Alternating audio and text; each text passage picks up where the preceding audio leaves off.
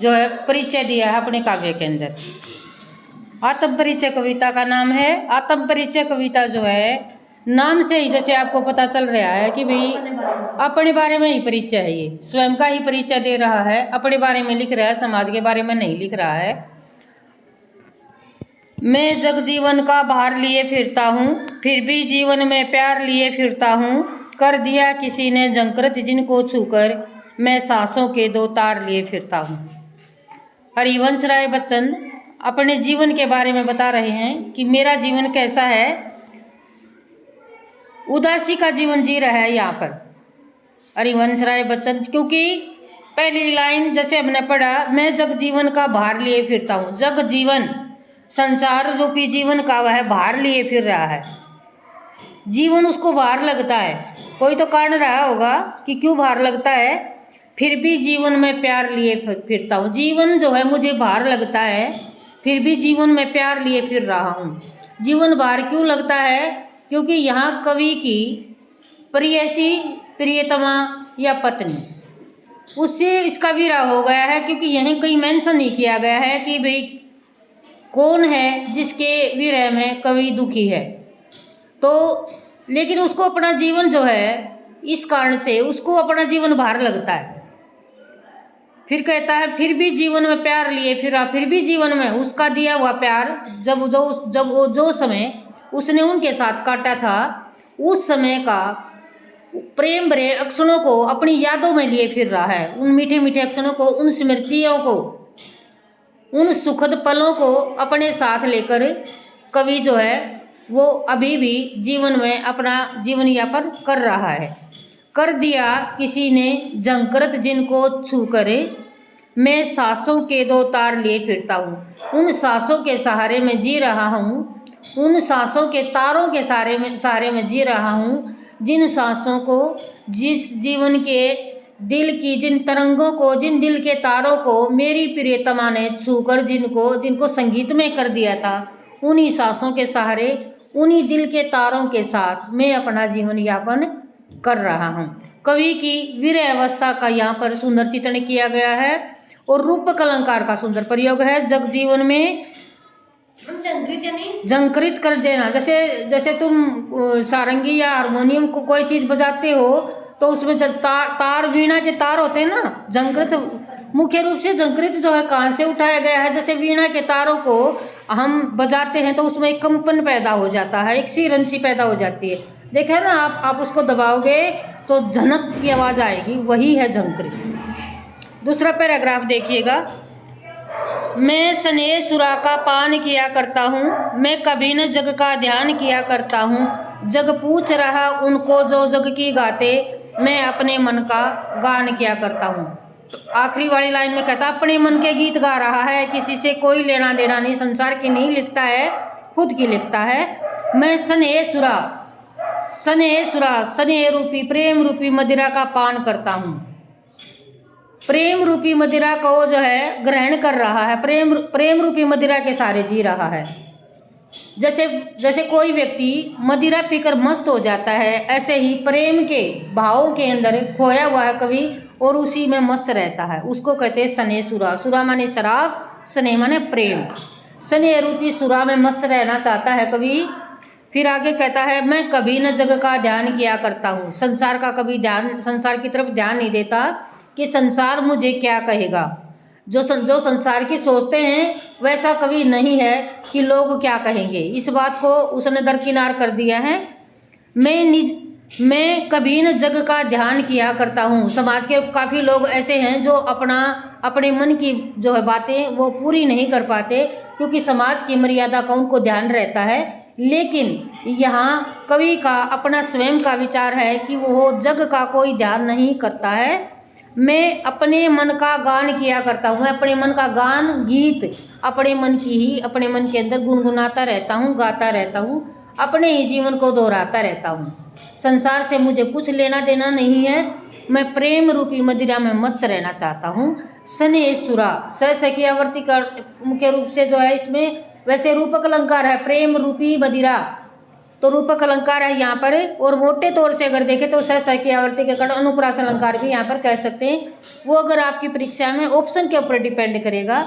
अगर आपके पास जो है अनुप्रास अलंकार भी है, अगर आपके पास रूपक अलंकार भी है, तो आप रूपक अलंकार को राइट करेंगे। आगे देखिएगा, मैं निज उर के उद्गार लिए फिरता हूँ, मैं निज उर के उपहार लिए फिरता हूँ, है यह अपूर्ण संसार न मुझको भाता, मैं सपनों का संसार लिए फिरता हूँ। मैं निज उर के उद्गार लिए फिरता। उद्गार है विचार, अपने ही दिल के विचार, अपने ही दिल के भाव जो है उन्हीं के साथ जिंदा है कवि। कौन सा? जो सेकंड पैराग्राफ में थर्ड वाली लाइन से। सेकंड पैराग्राफ में थर्ड वाली, जग पूछ रहा उनको, हाँ ये छूट गया। जग पूछ रहा है उनको जो जग की गाते, जग पूछ रहा है उनको जो जग की गाते, मैं अपने मन का गान किया करता हूँ। जग के बारे में जो गुणगान करते हैं, जग माने संसार, जो संसार के बारे में गुणगान करते हैं, संसार की महिमा को गाते हैं, ये संसार उन्हीं को पूछता है। लेकिन मुझे संसार से कोई लेना देना नहीं है, मैं अपने मन की बस्ती में मस्त रहता हूँ, मैं अपने मन का गान किया करता हूँ, मैं तो अपने ही मन के गीत गाता रहता हूँ। नेक्स्ट देखिएगा, मैं निज उर के उद्गार लिए फिरता हूँ, मैं निज उर के उपहार लिए फिरता हूँ, है यह अपूर्ण संसार न मुझको भाता, मैं सपनों का संसार लिए फिरता हूँ। सपनों का संसार, स्वप्नों का संसार लिए फिरता हूँ। क्या कहता है? निज उर के उद्गार लिए फिरता हूँ। अपने मेरे हृदय में जो विचार उठते हैं ना, उद्गार उठते हैं, बहाव उठते हैं, उन्हीं के सारे जी रहा हूँ, उन्हीं के उद्गारों को, उन्हीं विचारों को, उन्हीं भावों के साथ जी रहा हूँ। निज उर माने हृदय होता है। मैं निज उर के उपहार लिए फिरता हूँ, और अपने ही हृदय के लिए उपहार लिए फिर रहा हूँ। उपहार क्या? कि मेरे हृदय को जो भेंट मिली थी, प्रेमिका रूपी जो मीठे मीठे क्षण थे जो प्रेमिका के साथ मैंने बिताए थे, वो स्मृति के सुखद पल हैं, वो मेरे लिए भेंटों के समान है, मैं उन्हीं के सारे जी रहा हूँ। आगे देखिएगा, है यह अपूर्ण संसार ने मुझको भाता। भाता माने अच्छा लगता, और अपूर्ण होता है अधूरा। ये संसार अधूरा है, पूरा नहीं है, पूर्ण रूप से बात नहीं करता संसार। इसको जो दिखता है उसकी बात करता है, जो नहीं दिख रहा है उसकी बात नहीं करता है। इसलिए मैं संसार को अपूर्ण समझता हूँ, और यह अपूर्ण और अधूरा संसार मुझे अच्छा नहीं लगता है। मैं सपनों का संसार लिए फिरता हूँ, और मैं अपने उन सुखद सपनों का संसार का सुखद सपनों के संसार के साथ अपना जीवन यापन कर रहा हूँ। यहाँ तक क्लियर सबको? आगे देखो, मैं जला हृदय में अग्नि दहा करता हूँ, सुख दुख दोनों में मगन रहा करता हूँ। जग भव सागर तैरने को नाव बनाए, मैं भव मौजों में मस्त बहा करता हूँ। क्या कहता है? मैं जला हृदय में अग्नि दहा करता हूँ। प्रेमिका की जो उसको छोड़ के चली गई है, और उसके विरह में जो जल रहा है, ये उसकी यादें जो इसको परेशान कर रही हैं, वो होती है विरह की अग्नि। और दहा शब्द है दहने के लिए। दहना, दहना माने जलना। जैसे दहन होता है ना, दहन तुमने पढ़ा होगा, दहन मोमबत्ती का दहन होता है, ऐसे साइंस में पढ़ा होगा। ऐसे हिंदी में भी दहन माने जलना होता है। मैं हाँ वही। मैं जला हृदय में अग्नि दहा करता हूँ। काफ़ी लंबी कविता है। मैं जला हृदय में अग्नि दहा करता हूँ, सुख दुख दोनों में मगन रहा करता हूँ। जग भव सागर तैरने को नाव बनाए, मैं भव मौजों पर मस्त बहा करता हूँ। क्या कहता है? मैं अपने हृदय में अग्नि जलाए रहता हूँ, यानी प्रेमिका की जो यादें उनको याद रखता हूँ, और यादें रहेंगी तो उसको दुखी भी करेंगी। तो विरह की अग्नि मेरे हृदय के अंदर जलती ही रहती है। सुख दुख दोनों में मगन रहा करता हूँ, और सुख दुख दोनों को बराबर समझता हूँ।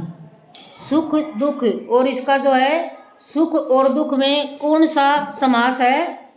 सुख दुख कौन सा समास है? सुख और दुख द्वंद्व समास है, दोनों पद प्रधान हैं। सुख और दुख जब दोनों पद प्रधान होते हैं तो द्वंद्व समास होता है। सुख और दुख दोनों में बराबर रहता है, मगन रहता है कवि, सुख में भी और दुख में भी। सुख में तो वैसे ही व्यक्ति सुखी रहता है, और दुख में जो सुख के पल थे उनको अपने साथ रख रहा है, कि वहाँ पर कैसा हमने समय बिताया था, कैसी मीठी मीठी मधुर यादें हैं, उनको याद करके जी रहा है। इसलिए दोनों में मस्त रहता है। फिर कहता है जग संसार भव सागर तैरने को नाव बनाए, भव सागर तरने को नाव बनाए, मैं भव मौजों पर मस्त बहा करता हूँ। संसार क्या करता है, संसार के लोग जो है इस संसार रूपी सागर को पार करने के लिए नाव का सहारा लेते हैं कि भी किसी भी सागर को पार करने के लिए नाव का सहारा लिया जाता है। लेकिन मैं भव मौजों पर मस्त बहा करता हूँ, लेकिन मैं उस समुद्र की लहरों के ऊपर मस्त होकर बहना चाहता हूँ उन्हीं के साथ, मैं उन मौजों के साथ, मैं उन लहरों के साथ जो है बहना चाहता हूँ, और तभी मैं पार करूँगा इस भव सागर को। संसार के लोग जो है तैरने के लिए नाव का सहारा लेते हैं, किश्ती का सहारा लेते हैं, लेकिन मैं किश्ती का सहारा नहीं लेना चाहता हूँ, मैं उन मौजों के साथ, मैं उन लहरों के साथ ही बह जाना चाहता हूँ। यहाँ तक क्लियर? मैं यौवन का उन्माद लिए फिरता हूँ, यौवन का उन्माद लिए फिरता हूँ, उन्मादों में अवसाद लिए फिरता हूँ, जो मुझको बाहर हंसा रुलाती भीतर, मैं हाय किसी की याद लिए फिरता हूँ। यौवन का उन्माद, जवानी का जो नशा है, जो जवानी की मस्ती है, क्योंकि हमने पहले ही पढ़ा है कि आलावादी कवि हैं, मस्ती के कवि हैं, प्रेम के कवि हैं, मस्त मौलापन है इनकी कविताओं के अंदर। तो क्या कहता है, यौवन का उन्माद, उन्माद होता है नशा, कि यौवन के नशे में जो है, यौवन के नशे में रहता हूँ, यौवन का उन्माद लिए फिर रहा हूँ। यौवन के अंदर, जवानी के अंदर जो मैंने मस्ती की थी, जो मस्ती का पल था, उनको साथ लिए फिर रहा है। मैं यौवन का उन्माद लिए फिरता हूँ, यौवन की यादें, यौवन की मस्ती के साथ जी रहा हूँ, उन्मादों में अवसाद लिए फिरता हूँ, और जो है उन्मादों के अंदर में अवसाद होता है, कष्ट, दुख, डिप्रेशन, परेशानी। तो क्या कहता है, मैं उस उन्मादों में, उस नशे में, उस मस्ती में अवसाद भी साथ लिए फिर रहा हूँ। अवसाद माने दुख में, वो दुख भी साथ लिए फिर रहा हूँ, क्योंकि दुख इसलिए है क्योंकि जो प्रेमिका छोड़ के चली गई है, और यादें, नशा इसलिए है, मस्ती इसलिए है क्योंकि वो सुखद क्षण थे। कई बार तुम कहीं जाते हो घूमने के लिए और अपने मित्रों के साथ जो कभी पिकनिक पे गए, कभी टूर पे गए, मस्ती करते हो, तो फिर कभी आप दो मित्र आपस में मिलते हो, तुम बातें करते हो ना, देखो उस दिन हमने कितनी मस्ती की थी, होता है ना ऐसा।